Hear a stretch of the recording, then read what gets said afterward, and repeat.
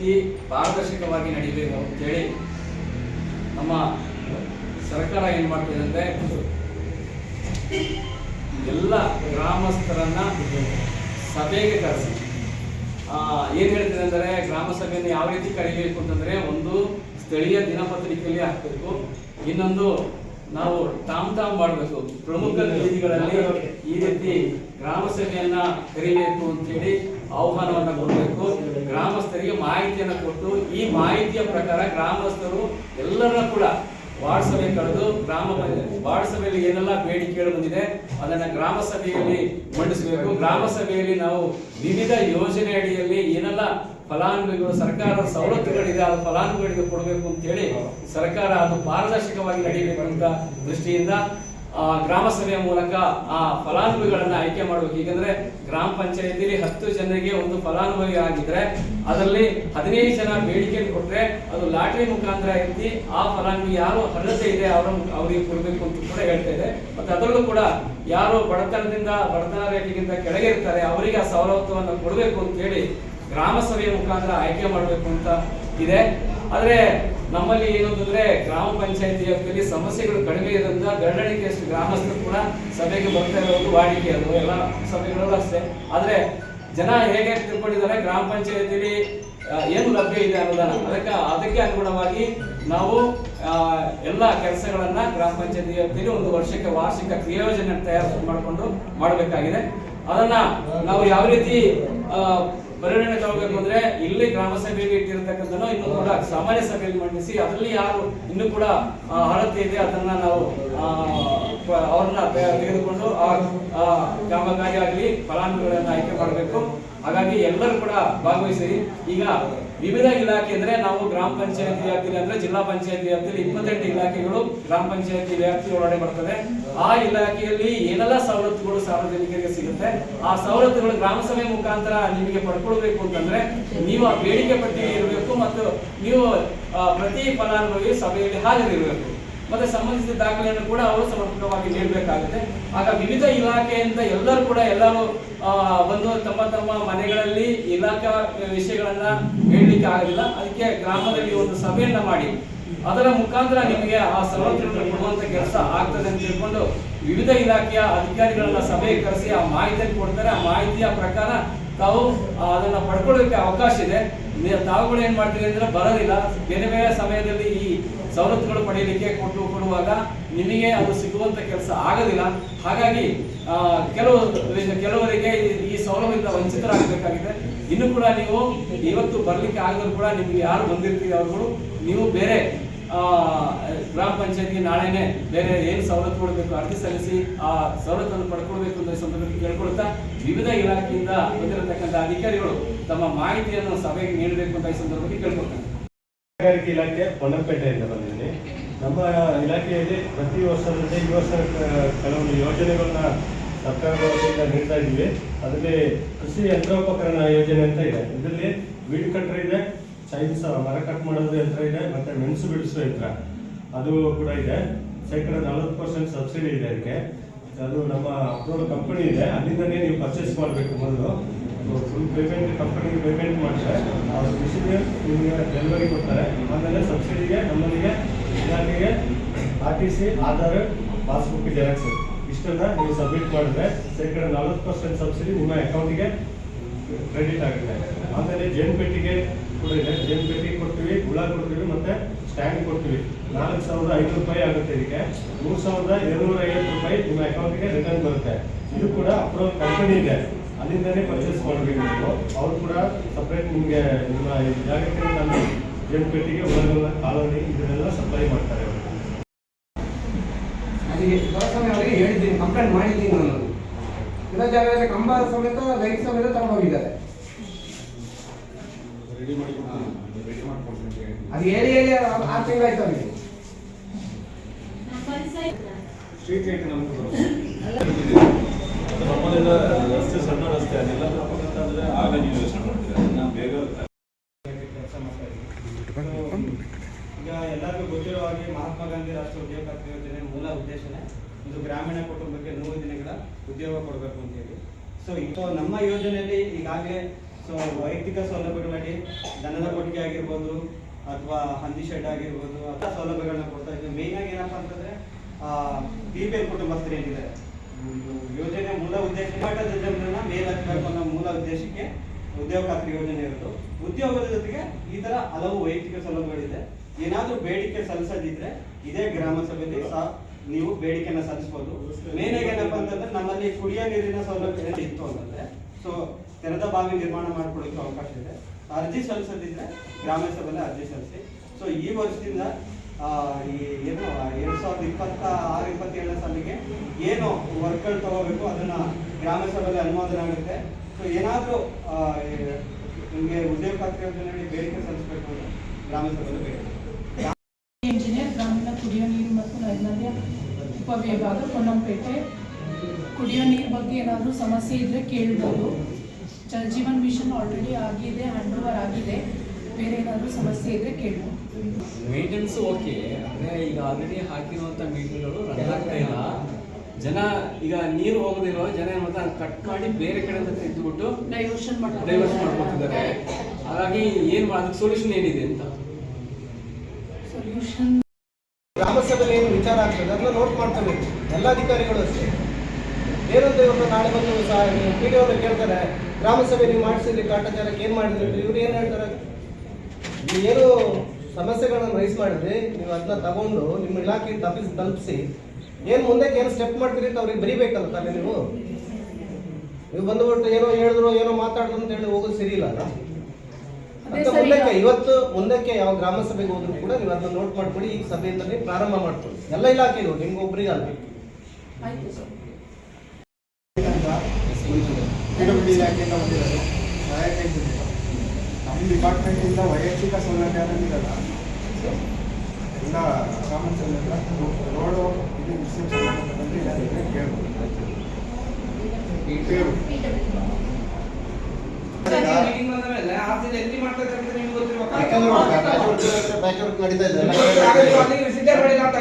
PWD roads ಅಲ್ಲಿ compulsory visit ಮಾಡ್ತೀವಿ. But ಬೇರೆ ರೋಡ್ ಅಂದ್ರೆ ನಾವು ವಿಸಿಟ್ ಮಾಡಲ್ಲ.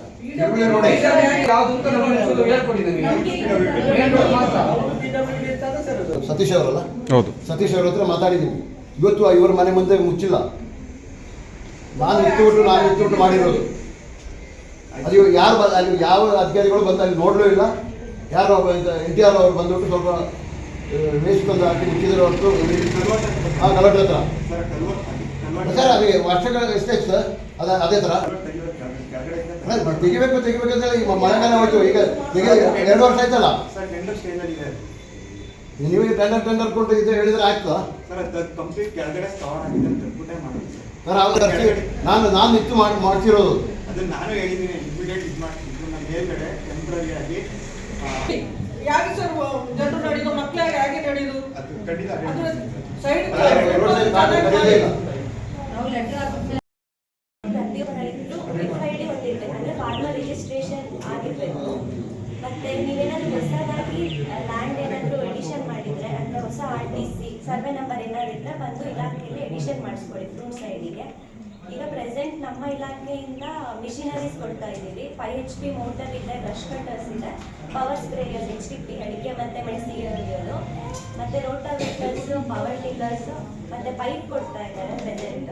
ಏನಾದರೂ ಬೇಕಿದ್ರೆ ಬಂದು ಇಲಾಖೆಗೆ ಅರ್ಜಿ ಕೊಡಿ. ಅರ್ಜಿ ಮತ್ತೆ 2 passport photo, Aadhaar, bank passbook xerox, RTC ಮತ್ತೆ ಸ್ಟಾಂಪ್ ಪೇಪರ್, ಇಷ್ಟು ಡಾಕ್ಯುಮೆಂಟ್ಸ್ ತಂದು ಕೊಡಬೇಕು. ಮತ್ತೆ ಯಾರಾದರೂ ಕೃಷಿ ಹೊಂಡ ತೆಗೆಸೋದಾದ್ರೆ ಕೃಷಿ ಭಾಗ್ಯ ಯೋಜನೆಯಲ್ಲಿ ಕೃಷಿ ಹೊಂಡ ತೆಗೆಸ್ಬೋದು. ಅದಕ್ಕೂ ಅರ್ಜಿ ಬಂದು ಕೊಟ್ಟರೆ ಸೀನಿಯಾರಿಟಿ ಮೇಲೆ ಕೃಷಿ ಹೊಂಡ ತೆಗೆಸ್ಬೋದು. ಮತ್ತೆ ಈಗ ಹೊಸದಾಗಿ ಈ ವರ್ಷ ಒಂದು ನ್ಯಾಚುರಲ್ ಫಾರ್ಮಿಂಗ್ ಅಂತ ಸ್ಕೀಮ್ ಇದೆ. ಅಂದರೆ ಆ ಸ್ಕೀಮ್ದು ಉದ್ದೇಶ ಏನಂತ ಹೇಳಿದ್ರೆ ರೈತರು ನೈಸರ್ಗಿಕ ಕೃಷಿ ಮಾಡೋದು, ಅಂದರೆ ಕೆಮಿಕಲ್ಸ್ ಎಲ್ಲ ಕಮ್ಮಿ ಯೂಸ್ ಮಾಡಬೇಕು ಅಂತ. ಸೊ ಅದು ಇವಾಗ ಸದ್ಯಕ್ಕೆ 3 ಗ್ರಾಮ ಪಂಚಾಯಿತಿಯಾಗಿ ಒಂದು ಕ್ಲಸ್ಟರ್ ಆಗಿ ಮಾಡ್ತಾ ಇದ್ದೀವಿ. ಸೊ ಅದರಲ್ಲಿ ರೈತರು ಈಗ ಆಲ್ರೆಡಿ ಸ್ವಲ್ಪ ರಿಜಿಸ್ಟ್ರೇಷನ್ ಆಗಿದೆ ಈ ವರ್ಷ. ಅದು ಹಂತವಾಗಿ ನೀವು ನ್ಯಾಚುರಲ್ ಫಾರ್ಮಿಂಗು ಅಂದರೆ ಸಗಣಿ ಗೊಬ್ಬರ ಯೂಸ್ ಮಾಡಿ ಕೆಮಿಕಲ್ಸ್ನ ಕಮ್ಮಿ ಮಾಡಿ ನ್ಯಾಚುರಲ್ ಫಾರ್ಮಿಂಗ್ ಮಾಡಿ ಅಂತ ಬರೆಯೋಸ್ತೇವೆ. ಏನಾದರೂ ಇರಬೇಕು, ಮಿನಿಮಮ್ 1 ಎಕರೆ ಇರಬೇಕು ಹೆಸರಲ್ಲಿ. ಅವರಿಗೆ ಈಗ ಫಸ್ಟ್ ಹಂತದಲ್ಲಿ 4,000 2,000 ಹಾಕಿ 2 ಸರಿ ಬರುತ್ತೆ, 4 ಸಾವಿರ 1 ವರ್ಷಕ್ಕೆ. ಆರ್ಟಿಫಿಷಿಯಲ್ ಗದ್ದೆ ಅಂತ ಹೇಳಿದ್ರು. ಗದ್ದೆ ಇರುತ್ತೆ. ಮತ್ತೆ 1 ಎಕರೆ ಇದೆ.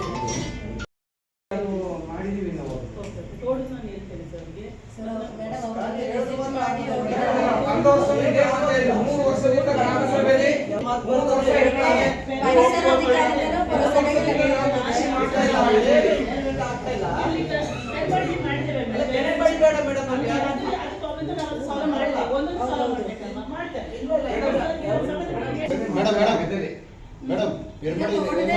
ಬರೋದಿಲ್ಲ ಅಲ್ಲ, ಅದಕ್ಕೆ ಇದಕ್ಕೂ ಸಂಬಂಧ ಬರೋದಿಲ್ಲ. ಅದು ನಿಮ್ಮ ಪ್ರಾಪರ್ಟಿ ನೀವು ಮಾಡ್ತಾ ಇರೋದು. ನಿಮ್ಮ ಸಾರ್ವಜನಿಕ ಪ್ರಾಪರ್ಟಿ ಇದು ಹೇಳಿ ನೀವು ಇದು ಸುಮ್ಮನೆ ಬರ್ಕೊಂಡು ಹೋಗ್ತೀರಿ ಅಷ್ಟೇ. ನೀವು ಮೇಲಾಧಿಕಾರಕ್ಕೆ ಮಾತಾಡೋದಿಲ್ಲ ನೀವು.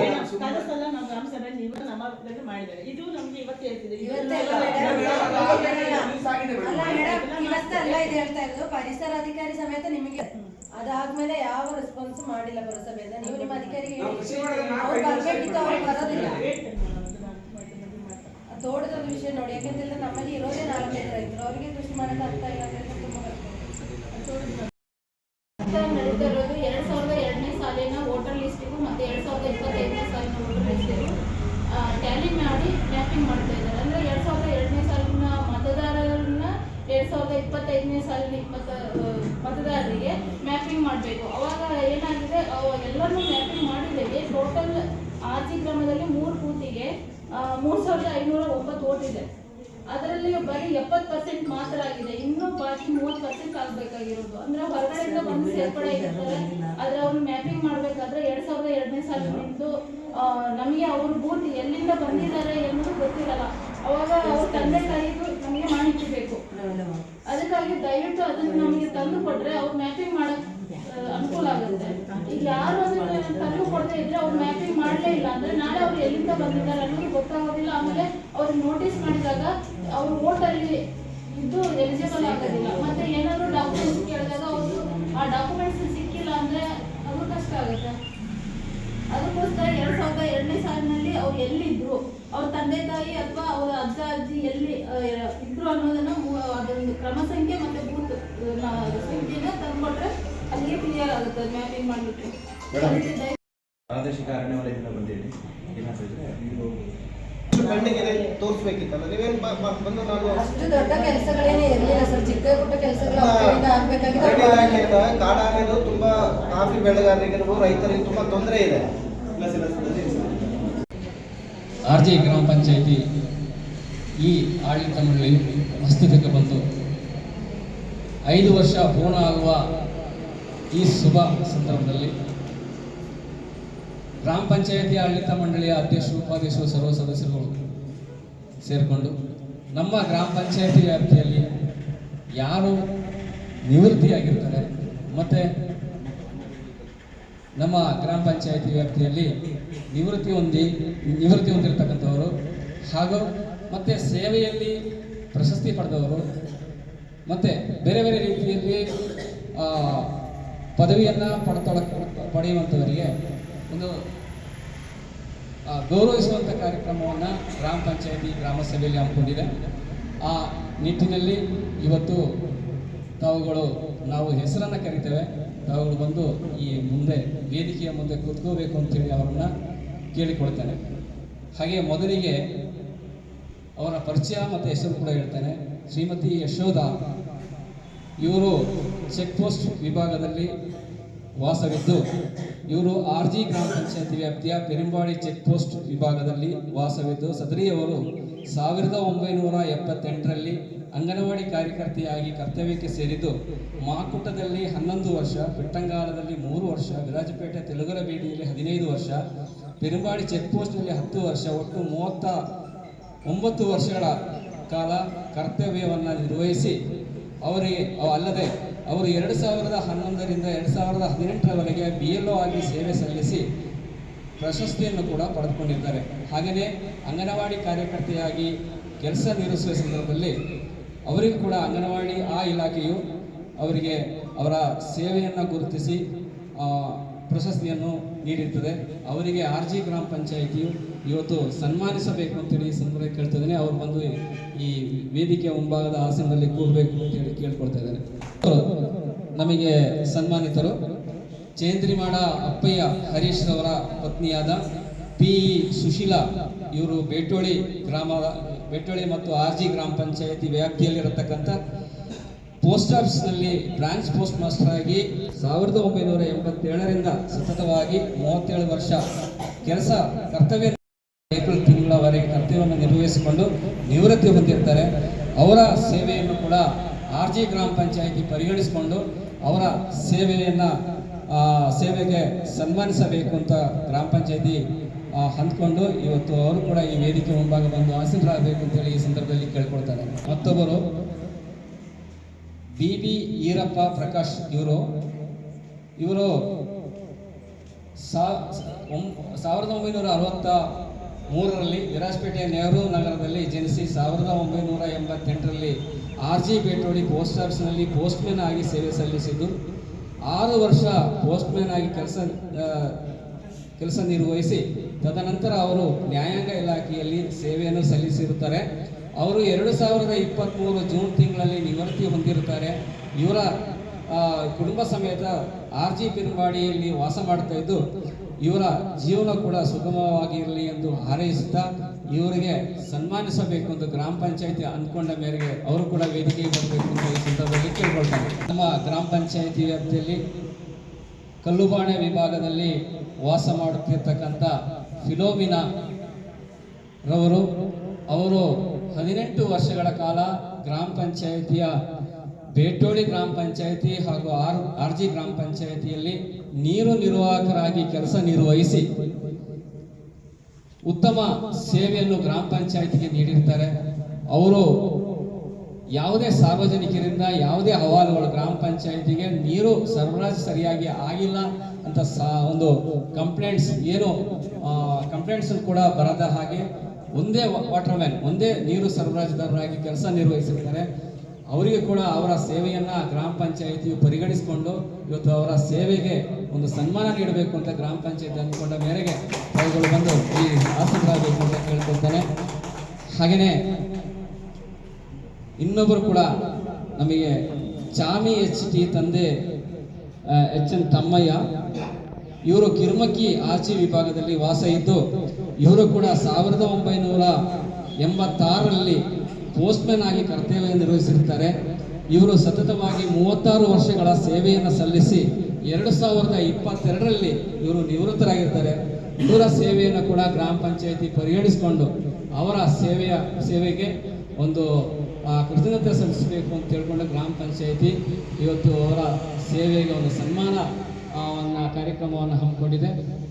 ಅವರು ಕೂಡ ಬಂದುಕೊಂಡು ಈ ವೇದಿಕೆಯಲ್ಲಿ ಆಸೀನರಾಗಬೇಕು ಅಂತ ಈ ಸಂದರ್ಭದಲ್ಲಿ ತಿಳ್ಕೊಳ್ತಾನೆ. ಹಾಗೆಯೇ ನಮ್ಮ ಗ್ರಾಮ ಪಂಚಾಯಿತಿಯಲ್ಲಿ ಕೆಲಸ ನಿರ್ವಹಿಸಿಕೊಂಡು ಈಗಲೂ ಬರ್ತಕ್ಕಂಥ ಕಬ್ಬಚ್ಚಿರ ಕಾಳಪ್ಪ RG ಬೇಟೋಳಿ ಗ್ರಾಮ ಪಂಚಾಯಿತಿ ಇದ್ದಾಗಲೂ ಕೂಡ ಇವರು ನೀರು ಸರಬರಾಜುದಾರರಾಗಿ ಕೆಲಸ ನಿರ್ವಹಿಸ್ತಾ ಇದ್ರು. ಅವರಿಗೆ ಆರೋಗ್ಯ ಸರಿ ಇಲ್ಲದ ಕಾರಣ ಇವತ್ತು ಅವರು ಬಂದಿರೋದಿಲ್ಲ.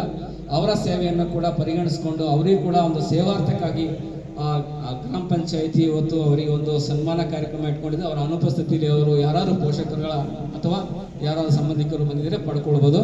ಅದೇ ರೀತಿ ಮತ್ತೊಬ್ಬರು ಕೀರ್ತಿಯಂಡ ಮಂಜು ಹಾಗೂ ಕುಟುಂಬಸ್ಥರು, ಇವರ ಪುತ್ರಿಯಾದ ಕುಮಾರಿ ಪೂರ್ವಿಕಾ ಪೂವಮ್ಮ ಇವರು ಭಾರತೀಯ ಸಬ್ ಜೂನಿಯರ್ ಹಾಕಿ ತಂಡಕ್ಕೆ ಆಯ್ಕೆಯಾಗಿದ್ದಾರೆ. ಇವರು ಇನ್ನೂ ಹೆಚ್ಚಿನ ಶ್ರಮಪಟ್ಟು ಅಂತಾರಾಷ್ಟ್ರೀಯ ಮಟ್ಟದಲ್ಲಿ ಆಯ್ಕೆಯಾಗಿ ತನ್ನ ಹುಟ್ಟೂರಿಗೆ ರಾಷ್ಟ್ರಕ್ಕೆ ಕೀರ್ತಿಯನ್ನು ತರಲಿ ಎಂದು ಆಶಿಸುತ್ತಾ ಸದರಿಯವರಿಗೂ ಕೂಡ ಗೌರವಿಸಬೇಕು ಅಂತ ಈ ಸಂದರ್ಭದಲ್ಲಿ ಕೇಳ್ಕೊಳ್ತಿದ್ದಾನೆ ಗಣ್ಯರಿಂದ. ಹಾಗೂ ಈ ಕಾರ್ಯಕ್ರಮವನ್ನು ಅವರ ಅನುಪಸ್ಥಿತಿಯಲ್ಲಿ ಅವರ ಯಾರು ಪ್ಯಾರೆಂಟ್ ಯಾರಿದ್ದಾರೆ ಅವರ ಪೋಷಕರು ಬಂದು ಪಡ್ಕೋಬೇಕು ಅಂತ ಈ ಸಂದರ್ಭದಲ್ಲಿ ಕೇಳ್ಕೊಳ್ತಾ ವೇದಿಕೆಯ ಗಣ್ಯರು ಎಲ್ಲರೂ ಸೇರಿ ಇವರಿಗೆ ಸಾಲನ್ನು ಒದಗಿಸಿ ಸನ್ಮಾನ ಮಾಡಬೇಕು ಅಂತ ಈ ಸಂದರ್ಭದಲ್ಲಿ ಕೇಳ್ಕೊಳ್ತಾರೆ.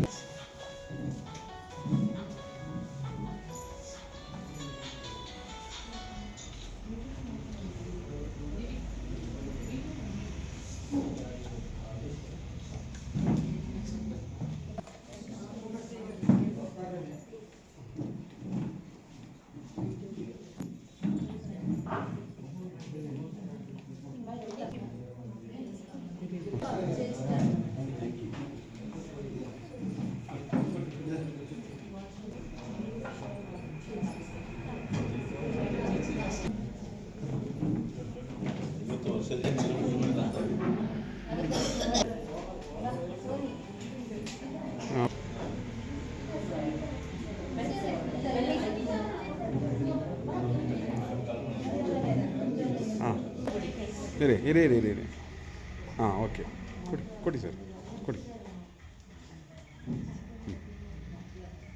ಓಕೆ.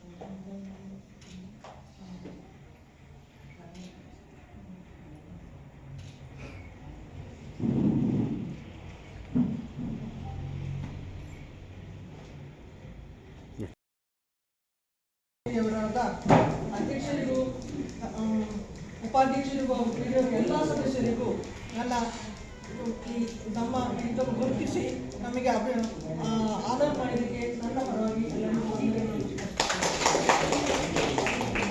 ತೃಪ್ತಿಕರವಾಯಿತು. ಮತ್ತೆ ಬೇರೆ ಗ್ರಾಮ ಪಂಚಾಯತ್ ಬೇರೆ ಅಂದ್ರೆ ಬೇಟೋಡಿ ಗ್ರಾಮ ಪಂಚಾಯತಿ ನೀವು ಕರ್ತವ್ಯ ನಿರ್ವಹಿಸಿದ್ದೀರಿ. ಗ್ರಾಮ ಪಂಚಾಯತ್ ಈ ಒಂದು ಸಣ್ಣ ಪ್ರಮಾಣದ ಒಂದು ಗೌರವವನ್ನು ಸಲ್ಲಿಕೆ ಮಾಡಿದೆ.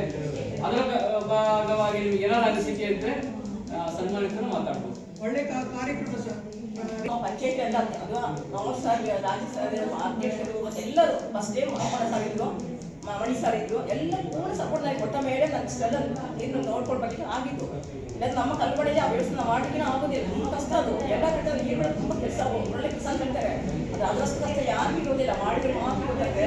ಫುಲ್ ಸಪೋರ್ಟ್ ನಮ್ಮ ಪಂಚಾಯತಿ ಮಾಡಿದ್ರಿಂದ ನಾವು ಇಷ್ಟು ಕೆಲಸ ಮಾಡಿ ಬಂದಿದ್ದೀನಿ. ಅದು ನಮ್ಮ ಭಾಷೆ ಅವರು 15 ವರ್ಷ ಇದ್ದಾರೆ, 15 ವರ್ಷ ಇದ್ದಾರೆ ಜೊತೆಗೆ. ಅವರೆಲ್ಲ ವಿಷಯಗಳು ಹೇಗೆ ನಿರ್ದೇಶ ಮಾಡೋದು ಕೆಲಸ ಅವ್ರಿಗೆ ಗೊತ್ತಿಲ್ಲ, ಚೆನ್ನಾಗಿ ಗೊತ್ತಿರೋದು. ಇಲ್ಲಿ ಕಳೆದ ಹಲವಾರು ಗ್ರಾಮ ಸಭೆಗಳಲ್ಲಿ ಆರೋಪವನ್ನು ಮಾಡಿದರೆ, ಉಲ್ಲೇಖ ಮಾಡಿದರೆ ಅಭಿವೃದ್ಧಿ ಆಗಬೇಕು ಅಂತ ಹೇಳಿದ್ರೆ ಎಲ್ಲರೂ ಕೂಡ ಮಾಡಲಿ. ಹಾಗಾಗಿ ಮುಂದಿನ ದಿನಗಳಲ್ಲಿ ಅದು ಪುನರಾವರ್ತನೆ ಆಗಬಾರ್ದು ಅಂತ ಹೇಳೋದು ಕೂಡ ನನ್ನೊಂದು ಅಭಿಪ್ರಾಯ.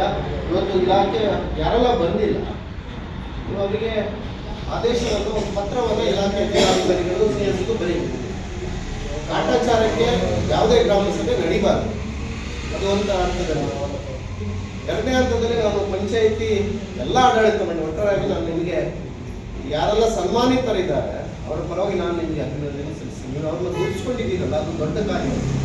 ಸಮಾಜಮುಖಿಯಾಗಿ ಕೆಲಸ ಮಾಡಿದವ್ರನ್ನ ಗುರುತಿಸಿ ಸಮಾಜದ ಮುಂದೆ ಬಂದು ನಿಲ್ಲಿಸಿ ಅವರಿಗೆ ಸನ್ಮಾನ ಮಾಡಿದ್ದು ನಿಮ್ಮನ್ನ, ನಿಮ್ಮ ದೊಡ್ಡ ಮನಸ್ಸಿಗೆ ನಾನು ಚಿರಋಣಿಯಾಗಿದ್ದೀನಿ. ಮುಂದೆ ನಿಮ್ಮನ್ನು ಕೂಡ ಈ ಗ್ರಾಮಸ್ಥರು ಇದೇ ರೀತಿ ಸನ್ಮಾನ ಮಾಡುವಂಥ ಕೆಲಸವನ್ನು ಗ್ರಾಮಸಭೆ ಮುಖಾಂತರ ಗ್ರಾಮ ಪಂಚಾಯತಿಯಲ್ಲಿ ಮುಂದಿನ ದಿನಗಳಲ್ಲಿ ಆಯ್ಕೆ ಆಗಿ ಬಂದು ಈ ಗ್ರಾಮದ ಸರ್ವತೋಮ ಅಭಿವೃದ್ಧಿಗೆ, ಅಲ್ಲಿ ಪಕ್ಷ ಭೇದ, ಜಾತಿ, ಭಾಷೆ ಯಾವುದು ಬೇಡ, ಒಟ್ಟಾರೆ ನಮ್ಮ ಗ್ರಾಮ ಅಂತ ಹೇಳುವ ನಿಟ್ಟಿನಲ್ಲಿ ಕೆಲಸ ಮಾಡಬೇಕು ಅಂತ ಕೂಡ ಶುಭವನ್ನು ಹಾರೈಸ್ತೇನೆ.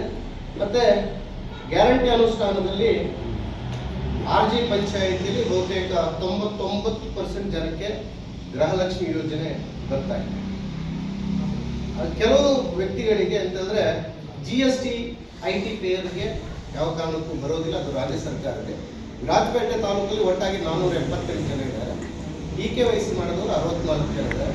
ಅದರಲ್ಲಿ RG ಪಂಚಾಯತಿಯಲ್ಲಿ 4 ಜನ EKYC ಮಾಡಲಿಲ್ಲ. ನಾನು ಇಲ್ಲಿ ಹೇಳ್ಬಾರ್ದು ಹೆಸರು ಮತ್ತು ವಿಚಾರಗಳು, ಅದು ಅವರ ವೈಯಕ್ತಿಕ ವಿಚಾರಗಳನ್ನು ಇಲ್ಲಿ ತಿಳಿಸಬಾರ್ದು. ಬೇರೆ ಒಬ್ಬರು ದೂರವಾಣಿಯನ್ನು ಸಂಪರ್ಕ ಮಾಡಿದಾಗ ಅದು ಅವರ ಯಜಮಾನನ ಕೈಯಲ್ಲಿ ಆಧಾರ್ ಕಾರ್ಡ್ ಇದೆ, ರೇಷನ್ ಕಾರ್ಡ್ ಇದೆ. ನಾವು ಅದಕ್ಕೆ ಅವರಿಗೆ ಮನವರಿಕೆ ಮಾಡಿದ್ದೀವಿ, ಅವರು ನಾಳೆ ಮಾಡಿಸ್ಬೋದು ಅಂತ ನಮ್ಮ ಅಭಿಪ್ರಾಯ. ಒಟ್ಟಾರೆಯಾಗಿ 99% ಗೃಹಲಕ್ಷ್ಮಿ ಎಲ್ಲ ಕೈಗೆ ಬಂದು ಸೇರ್ತಾ ಇದೆ. ಶಕ್ತಿ ಯೋಜನೆ ಅದೇ ಥರ ಇದೆ. ವಿದ್ಯುತ್ ಶಕ್ತಿ ಅದು ಕೂಡ 100% ಹೇಳ್ಬೋದು. ಈಗ ಲೈನ್ ಮನೆಯಲ್ಲಿ ಇರೋರು ಆಧಾರ್ ಕಾರ್ಡ್ ಕೊಡ್ತಾ ಇಲ್ಲ. ಮತ್ತೆ ಕೆಲವರು ಏನು ಮಾಡ್ತಾರೆ ಅಂದರೆ ಇವತ್ತು ವಾಸ ಇರ್ತಾರೆ, ಬಿಟ್ಟು ಹೋಗ್ತಾರೆ. ಆ ರೀತಿಯಲ್ಲಿ ಇರೋದು ಮಾತ್ರ ಇದರಲ್ಲಿ ಒಂದು, ಬಾಕಿ ಎಲ್ಲವೂ ಕೂಡ. ಮತ್ತೆ ನಮಗೆ ಯುವ ನಿಧಿ ನಮ್ಮ ಜಿಲ್ಲೆಯಲ್ಲಿ RGಯಿಂದ ಯಾವುದೇ ಫಲಾನುಭವಿ ನೋಂದಣಿ ಆಗಿಲ್ಲ ಅಂತೇಳಿ ನನಗೆ ಬಂದಂಥ ಮಾಹಿತಿ. ಡಿಗ್ರಿ ಆದ ತಕ್ಷಣ 6 ತಿಂಗಳು ಕಳೆದ ತಕ್ಷಣ ಅವರು ನೋಂದಣಿ ಮಾಡಿದ್ರೆ ಅವರಿಗೆ 3,000 ರೂಪಾಯಿ ಬರುತ್ತೆ. ಎವ್ರಿ ಮಂತ್ 25ನೇ ತಾರೀಕಿಗೆ ನಾನು ಯಾವುದೇ ಬೇರೆ ಎಲ್ಲೂ ಕೆಲಸಕ್ಕೆ ಸೇರಿಲ್ಲ ಅಂತೇಳಿ ಒಂದು ಮಾಹಿತಿಯನ್ನು ಅವರಿಗೆ ಪ್ರತಿ ತಿಂಗಳು 25ನೇ ತಾರೀಕು ಅವರಿಗೆ ರವಾನೆ ಆಗಬೇಕಾಗ್ತದೆ. ಅದು ಆನ್ಲೈನಲ್ಲಿ ನಿಮ್ಮ ಮೊಬೈಲ್ ಮುಖಾಂತರ ಕಳಿಸ್ಬೋದು. ಮತ್ತು ಡಿಪ್ಲೊಮಾ ಮಾಡಿದವರಿಗೆ 1,500. ಅವ್ರು ಯಾರೂ ಕೂಡ ನೋಂದಣಿ ಆಗೋದು ತುಂಬ ಶೋಚನೀಯ ಮತ್ತು ದುಃಖಕರದ ವಿಚಾರ. ಮುಂದೆ ಬರ್ತಾರೆ ಅಂತ ಹೇಳೋದು ನನ್ನ ಅನಿಸಿಕೆ. ನನ್ನ ಕಚೇರಿ ವಿರಾಜಪೇಟೆ ಶಾಸಕರ ಕಚೇರಿ IB ಹತ್ರ ಇದೆ.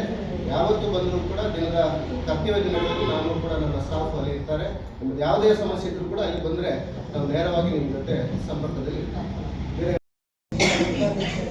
ಉಪಾಧ್ಯಕ್ಷರೇ ಮತ್ತು ನಮ್ಮ PS ಅವರೇ, ಅಭಿವೃದ್ಧಿ ಅಧಿಕಾರಿಯವರೇ, ಗ್ರಾಮ ಪಂಚಾಯತಿ ಚುನಾಯಿತ ಪ್ರತಿನಿಧಿಗಳೇ, ಕಾರ್ಯದರ್ಶಿಯವರೇ, ಮತ್ತು ಗ್ಯಾರಂಟಿ ಅನುಷ್ಠಾನ ಸಮಿತಿ ಅಧ್ಯಕ್ಷರೇ, ಪೊಲೀಸ್ ಇಲಾಖೆಯವರೇ, ಈ ಸಭೆಯಲ್ಲಿರುವ ಎಲ್ಲ ಇಲಾಖೆಯವರೇ, ನಗರ ಆಡಳಿತ ಇವತ್ತಿನ ಈ ನಮ್ಮ ಅವಧಿಯ ಕೊನೆಯ ಗ್ರಾಮ ಸಭೆ ಇದು. ನಾವು ನೆನೆಸಿದಷ್ಟು ನಮ್ಮ ಗ್ರಾಮಸ್ಥರು ಬಂದಿಲ್ಲ, ಆದರೂ ಬಂದವರು ಎಲ್ಲ ತಿಳ್ಕೊಂಡಿದ್ದೀನಿ ಅಂತ ಅನ್ಕೋತೀನಿ. ನಾವು ಗ್ರಾಮ ಪಂಚಾಯತಿ ಮಟ್ಟದಲ್ಲಿ ನಮಗೆ ಜನರಿಗೆ ಎಷ್ಟು ಸಹಾಯ ಆಗ್ತದೆ ಅಷ್ಟು ನಾವು ಮಾಡಿದ್ದೀವಿ. ಅದಕ್ಕೆ ಒಂದು ಲಿಮಿಟ್ ಇತ್ತು ನಮ್ಮ ಗ್ರಾಮ ಪಂಚಾಯತಿಲಿ, ಇಷ್ಟಿಷ್ಟೇ ಅನುದಾನ ಇತ್ತು, ಇಷ್ಟಿಷ್ಟು ಕೆಲಸ ಮಾಡಬೇಕಂತ. ಅದು ನಾವು ನಮ್ಮ ಕೈಯಲ್ಲಿ ಆದಷ್ಟು ನಾವು ಕಂಪ್ಲೀಟ್ ಮಾಡಿದ್ದೀವಿ. ಅದ್ರ ಜೊತೆ ನಮಗೆ ಸರ್ಕಾರದಿಂದ ಶಾಸಕರ ಅನುದಾನ ಅದೆಲ್ಲ ಸೇರಿ ನಾವೆಲ್ಲ ಕೆಲಸ ಮಾಡಿ ಮುಗಿಸಿದ್ದೀವಿ. ನಿಮಗೆ ಏನಾದರೂ ಕೆಲಸಗಳು ಆಗಬೇಕು ಅಂತಿದ್ದರೆ ಈಗ ನಿಮಗೆ ಅರ್ಜಿ ಕೊಡ್ಬೋದು ಅಂತ ಹೇಳಿ ಯಾರೋ 1-2 ಜನ ಏನೋ ಅರ್ಜಿ ಕೊಟ್ಟಿದ್ದಾರೆ.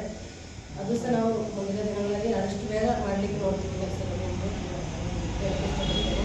ಅದೇ ಥರ ನಾವು ಮುಂದಿನ 2 ದಿನದಿಂದ ನಮ್ಮಲ್ಲಿ ಒಂದೇ ವಾಟರ್ ಮ್ಯಾನ್ ಅವರು ಇಲ್ಲಿ ಬಂದಿದ್ದಾರೆ. ಅವರು ತುಂಬ ಚೆನ್ನಾಗಿ ಕೆಲಸ ಮಾಡ್ತಿದ್ದಾರೆ. ಅದೇ ಥರ ಎಲ್ಲ ಮಾಡಬೇಕು. ಅವ್ರನ್ನ ಗ್ರಾಮಸ್ಥರು ಅವರಿಗೆ ತುಂಬ ಸಪೋರ್ಟ್ ಮಾಡಬೇಕಾಗಿದೆ. ಅವರು ಒಂದು ಮಹಿಳೆಯಾಗಿ 18 ವರ್ಷದಿಂದ ಒಂದು ಕಲ್ಬಾಣದ ಗ್ರಾಮದಲ್ಲಿ 400-500 ಮನೆಗಳಿಗೆ ಒಬ್ಬರೇ ನೀರು ನಿರ್ವಹಣೆ ಮಾಡ್ತಾ ಇದ್ದಾರೆ. ಅವರಿಗೆ ಅವ್ರ ಜೊತೆ ನಾವು ಸಪೋರ್ಟಿಗಾಗಿ ನಿಲ್ಲಬೇಕು ಗ್ರಾಮಸ್ಥರ ಜೊತೆ ಕೇಳ್ತಿರ್ತೇನೆ. ಅದೇ ಥರ ನಮ್ಮ ಪೂರ್ವಿಕ ಪೇರೆಂಟ್ಸ್ಗೆ ನನ್ನ ಅಭಿನಂದನೆಗಳು ಹೇಳ್ತಿದ್ದೇನೆ. ನಮ್ಮ ಗ್ರಾಮಕ್ಕೆ ಒಂದು ಹೆಸರು, ಒಳ್ಳೆ ಹೆಸರು ತಂದಿದ್ದಾರೆ ನಿಮ್ಮ ಮಗಳು. ತುಂಬ ಅಭಿನಂದನೆಗಳು ಗ್ರಾಮ ಪಂಚಾಯತಿಗಳಿಂದ. ಅದೇ ಥರ ಎಲ್ಲ ಪೇರೆಂಟ್ಸ್ ನಮ್ಮ ಮಕ್ಕಳನ್ನ ಸ್ಪೋರ್ಟ್ಸ್ಗಳಿಗೆ ಎಲ್ಲದಕ್ಕೆ ಕಳಿಸಿ ಒಂದು ಒಳ್ಳೆಯ ಹೆಸರು ತರೋಂಗೆ ಮಾಡಿದ್ರು ಅಂದಲ್ಲಿ. ಪೊಲೀಸ್ ಇಲಾಖೆಯವ್ರ ಜೊತೆ ಇನ್ನೊಂದು ರಿಕ್ವೆಸ್ಟ್ ಸರ್, ನನ್ನ ಶಾಲಾ ವ್ಯಾಪ್ತಿಯಲ್ಲಿರೋ ಅಂಗಡಿಗಳಿಗೆ ಸ್ವಲ್ಪ ವಿಸಿಟ್ ಮಾಡಿ ಅಂತ ಹೇಳ್ತೀನಿ. ಅದೇ ಥರ ನಮ್ಮ ಇಲ್ಲಿ ಸೊಸೈಟಿಯಲ್ಲಿ ಕಾರ್ಯನಿರ್ವಹಿಸ್ತೀನಿ. ಅವರು ನಮ್ಮಲ್ಲಿ ಸೊಸೈಟಿಯಲ್ಲಿ ಕೆಲಸ ಮಾಡಿದ್ದಾರೆ. ಅವರಿಗೆ ನಾವು ಇವತ್ತು ಸನ್ಮಾನ ಹಮ್ಮಿಕೊಂಡಿದ್ದೀವಿ. ಅವ್ರು ಬರೋಕ್ಕಾಗಲಿಲ್ಲ, ಅದಕ್ಕೆ ಅವ್ರಿಗೆ ಅಭಿನಂದನೆಗಳು ಹೇಳ್ತಿದ್ದೀನಿ. ಅದೇ ಥರ ನಮ್ಮ ಅಂಗನವಾಡಿ ಆಶಾ ಕಾರ್ಯಕರ್ತರು ಅಷ್ಟೇ ತುಂಬಾ ನಮಗೆ ಸಪೋರ್ಟ್ ಮಾಡಿ ಕೆಲಸ ಮಾಡ್ತಿದ್ದಾರೆ. ಒಳ್ಳೆ ಚೆನ್ನಾಗಿ ಕಲ್ಲುಬಾಣೆ ಅಂಗನವಾಡಿಯಲ್ಲಿ ಟೀಚರ್ ಚೆನ್ನಾಗೇ ಮಾಡ್ತಿದ್ದೀರ. ಒಂದೇ ಗ್ರಾಮದಲ್ಲಿ ಒಂದೇ ಅಂಗನವಾಡಿ ನಮ್ಮ ಅಂಗನವಾಡಿಯಲ್ಲಿ ಅವರು ತುಂಬಾ ಒಳ್ಳೆ ಕೆಲಸ ಮಾಡಿದ್ದಾರೆ. ಅದೇ ಥರ ಎಲ್ಲ ಎಲ್ಲರಿಗೂ ಒಳ್ಳೆ ಕೆಲಸ ಮಾಡಿಕೊಂಡಿದ್ದಾರೆ. ಒಳ್ಳೆ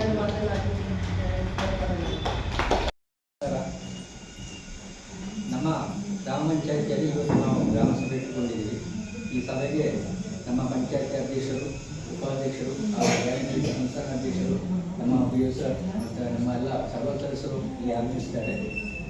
ಆದರೆ ನಾವು ಪ್ರತಿಯೊಂದು ಗ್ರಾಮ ಸಭೆಗೂ ನಾವು ನೋಟಿಸನ್ನು ಎಲ್ಲ ಇಲಾಖೆ ಕಳಿಸ್ತಾ ಇದ್ದೀವಿ. ಆದರೆ ನಮ್ಮಲ್ಲಿ ಬರೋದು ಬೆಳವಣಿಗೆ ಮಾತ್ರ ಅಧಿಕಾರಿಗಳು. ಇದು ಏನು ಉದ್ದೇಶ ಅಂದರೆ ನಾವು ನಮ್ಮ ಕೆಲಸ ಮಾಡುವಂತಿದ್ರು ಅವ್ರು ಬರೋದಿಲ್ಲ. ನಿನ್ನೆ ಕೇಳುವಾಗ ಹೇಳಿದ್ರು ನಮಗೆ 2-3 ಗ್ರಾಮ ಸಭೆ ಇದೆ ಜಾಗದಲ್ಲಿ ಕೆಲವು ಅಧಿಕಾರಿ ಬರೋಕ್ಕೆ ಆಗೋದಿಲ್ಲ ಅಂತ ಹೇಳಿದ್ರು. ಕೆಲವು ಅಧಿಕಾರಿ ಅವರ ನಾನು ಖುದ್ದು ಫೋನ್ ಮಾಡಿ ಹೇಳಿದ್ದೀನಿ, ನಮ್ಮ ಗ್ರಾಮ ಸಭೆ ಬನ್ನಿ, ಜನರ ಸಮಸ್ಯೆಯನ್ನು ನಾವು ಪರಿಹಾರ ಕಂಡುಕೊಳ್ಳುವ ಅಂತ. ಆದರೂ ಕಡಿಮೆ ನಮ್ಮ ಅಧಿಕಾರಿ ವರ್ಗದವರು ಬಂದಿದ್ದಾರೆ. ಖಂಡಿತವಾಗಿ ಈ ಅಧಿಕಾರಿ ಮೇಲೆ ಕ್ರಮ ತಗೊಂಡು ನಮ್ಮ ಮೇಲಾಧಿಕಾರಿಯನ್ನು ತಿಳಿಸ್ತೀವಿ ಬರವಣಿಗೆ ಮೂಲಕ. ನಮ್ಮ ಅನುಷ್ಠಾನ ಅಧಿಕಾರಿ ಸಹ ಹೇಳಿದ್ದಾರೆ, ನೀವು ನಿಮ್ಮ ಮೇಲಾಧಿಕಾರಿ ತಿಳಿಸಿ ಇದರ ಕ್ರಮ ತಗೊಂಡಿದ್ದಾರೆ. ಆದರೂ ಈ ದಿವಸದ ಗ್ರಾಮ ಸಭೆಗೆ ನಮ್ಮ ಪಂಚಾಯತಿಯಲ್ಲಿ ಆದಷ್ಟು ಕೆಲಸ ಕಾರ್ಯವನ್ನು ನಮ್ಮ ಈಗಾಗಲೇ ಮಾಡಿದ್ದಾರೆ. ಮುಂದೆ ಆದ್ಯತೆ ಮೇಲೆ ಮಾಡ್ತೀವಿ ಅಂತ ನಾವು ಹೇಳ್ಕೊಳ್ಬೋದು ಅಷ್ಟೇ. ನಮಗೆ ಬರುವ ಅನುದಾನ ಅಷ್ಟೇ, ಉದ್ಯೋಗ ಖಾತ್ರಿಯಲ್ಲಿ ಅಷ್ಟೇ. 10 ಫಲಾನುಭವಿ ನಮ್ಮ ಸದಸ್ಯರಲ್ಲಿ 10 ಫಲಾನುಭವಿ ಬಂದಲ್ಲಿ 10 ಜನರಿಗೆ ನಾವು ಕೊಡೋಕ್ಕೆ ಸಾಧ್ಯ ಇಲ್ಲ. ನಾವು ಅವರನ್ನು ಪರಿಶೀಲನೆ ಮಾಡಿ ಯಾರು ಫಸ್ಟ್ ಕೊಟ್ಟಾರ ಬಡ ಅವರ ಇದನ್ನು ಪರಿಶೀಲನೆ ಮಾಡಿ ನಮ್ಮ ಆಡಳಿತ ಮಂಡಳಿಯೊಂದಿಗೆ ಚರ್ಚಿಸಿ ನಾವು ಕ್ರಮ ತೆಗೆದುಕೊಳ್ತೀವಿ. ಈ ಸಭೆಗೆ ಹೆಚ್ಚಿನ ಗ್ರಾಮಸ್ಥರು ಸಹ ಆಗಮಿಸಿದ್ದಾರೆ. ಅವರಿಗೂ ನಾನು ಮುಂದಿನ ಗ್ರಾಮ ಸಭೆಗೆ ಹೆಚ್ಚಿನ ಗ್ರಾಮಸ್ಥರು ಹಾಜರಾಗಿ ತಮ್ಮ ಅನಿಸಿಕೆ ಮತ್ತು ಅಹವಾಲನ್ನು ಸಲ್ಲಿಸಿದಲ್ಲಿ ನಾವು ನಮ್ಮ ಮೇಲಾಧಿಕಾರಿ ತಿಳಿಸಿ ಕ್ರಮ ತೆಗೆದುಕೊಳ್ಳುವ ನಮ್ಮ ಪಂಚಾಯತಿ ಮಟ್ಟದಲ್ಲಿ ಎಷ್ಟು ಆಗ್ತದೆ ಅಷ್ಟು ಮಾಡಿ ಮೇಲಾಧಿಕಾರಿ ತಿಳಿಸಿ ಕ್ರಮ ತೆಗೆದುಕೊಳ್ಳುತ್ತೆ ಅಂತ ಹೇಳ್ತಾ ನನ್ನ 2 ಮಾತು ಹೇಳ್ತೇವೆ. ಕೊನೆಯ ಹಂತದಲ್ಲಿ ಗ್ರಾಮ ಸಭೆ ಇದೆ. ಈಗ ಕೊನೆಯದಾಗಿ ವಂದನಾ ಪಂಚಾಯತಿಯ ಅಧ್ಯಕ್ಷರು ಮತ್ತು ಕೊನೆಯ ಗ್ರಾಮ ಸಭೆ ಅಂತ ಮುಂದಿನ ದಿನಗಳಲ್ಲಿ ಕೂಡ ಅವರು ಆಯ್ಕೆಯಾಗಿ ಬರೋದಿಲ್ಲ ಅಂತ ಹೇಳಕ್ಕಾಗಲ್ಲ. ನೀವು ಮುಂದೆ ಅವಕಾಶ ಕೂಡ ಇರ್ತದೆ. ಹಾಗೆ ಎಲ್ಲರೂ ಕೂಡ ಮುಂದಿನ ಜನಪ್ರತಿನಿಧಿ ಆಗಬಾರ್ದು ಅಂತೇನಿಲ್ಲ, ಆಗ್ಬೋದು, ಅಧ್ಯಕ್ಷ ಆಗ್ಬೋದು. ಅಧ್ಯಕ್ಷರ ಆಡಳಿತ ಮಂಡಳಿಯಲ್ಲಿ ಜನರ ಸೇವೆಯನ್ನು ಮಾಡಲಿಕ್ಕೆ ಅವಕಾಶ ಕೂಡ ತೆಗೆದಿದೆ. ಹಾಗೆಯೇ ಈ ಗ್ರಾಮ ಸಭೆಯ ಅಧ್ಯಕ್ಷತೆಯನ್ನು ವಹಿಸಿರ್ತಕ್ಕಂಥ ಗ್ರಾಮ ಪಂಚಾಯತಿ ಅಧ್ಯಕ್ಷರು, ಉಪಾಧ್ಯಕ್ಷರು, ವೇದಿಕೆಯಲ್ಲಿರ್ತಕ್ಕಂಥ ಕ್ಷೇತ್ರ ಶಿಕ್ಷಣಾಧಿಕಾರಿಗಳು, ನಮ್ಮ ಜೋನ್ಸನ್ ಸರ್ ಅವರು ಹಾಗೂ ಎಲ್ಲ ಗೌರವಾನ್ವಿತ ಗ್ರಾಮ ಪಂಚಾಯತಿ ಸದಸ್ಯರುಗಳು, ವಿಡಿಯೋರು ಮತ್ತು ಹೊಂದಿರತಕ್ಕಂಥ ಎಲ್ಲ ಅಂಗನವಾಡಿ ಆಶಾ ಕಾರ್ಯಕರ್ತರು, ಸಾರ್ವಜನಿಕರು, ಮಹಿಳಾ ಸಂಜೀವಿನಿ ಒಕ್ಕೂಟದ ಪದಾಧಿಕಾರಿಗಳು ಅಂಗನವಾಡಿ ಕಾರ್ಯಕರ್ತೆ, ಆಶಾ ಕಾರ್ಯಕರ್ತರು ಹಾಗೂ ಗ್ರಾಮಸ್ಥರು, ಪತ್ರಕರ್ತರು ಎಲ್ಲರಿಗೂ ಕೂಡ ಒಂದೇ ಮಾತಿನಲ್ಲಿ ಧನ್ಯವಾದವನ್ನು ತಿಳಿಸುತ್ತಾ ಈ ಸಭಾ ಕಾರ್ಯಕ್ರಮ